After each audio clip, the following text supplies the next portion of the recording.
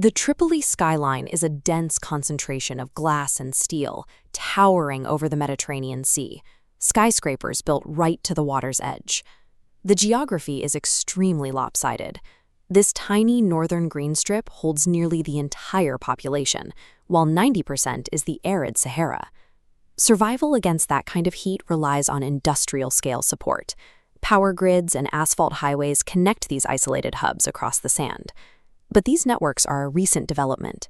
To understand the roots of this society, we must look at how people navigated this exact terrain without a single paved road.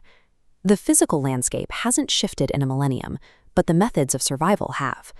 Let's rewind the clock to the year 1026.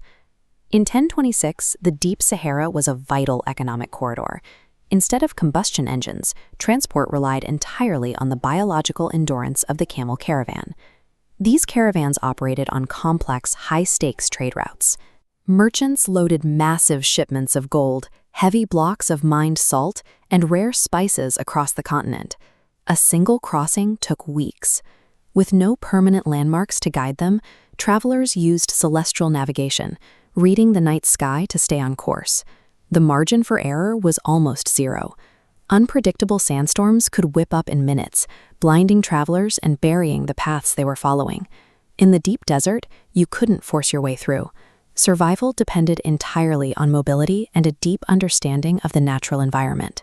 Every oasis served as a critical waypoint. These isolated hubs of life made the entire desert crossing possible, acting as islands of water and shade. These communities were engineered for efficiency. By cultivating massive groves of date palms, locals created microclimates that lowered temperatures and provided a reliable food source. The houses themselves were designed to insulate. Thick mud brick walls absorbed intense daytime heat, slowly releasing that warmth to keep interiors habitable during freezing nights. Because water was scarce, settlements were frequent targets for raiders. Defensive structures like stone walls and watchtowers were built to protect wells and trade stockpiles. Oasis life was a study in resource management. The entire society was organized around the careful protection of every single drop of water. Those desert routes eventually ended at the northern coast, where the Sahara finally meets the Mediterranean Sea. The sea provided an entirely different set of resources.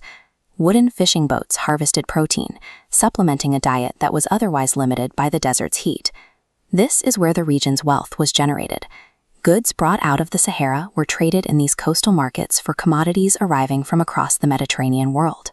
The coast was the final node in the network, transforming desert survival into a globally connected economy. Moving back into 2026, we see a shift from biological rhythms to mechanical ones. Ancient caravan routes have been paved over. What used to be a treacherous, multi-week journey on foot is now a standard trip for a cargo truck or a passenger car. The defensive walls of the oasis have been replaced by urban grids. Modern glass towers rely on the electrical grid to create their own internal climate, largely independent of the heat outside. In 1026, humans had to adapt to the constraints of the Sahara. In 2026, we use technology to adapt that environment to our specific needs.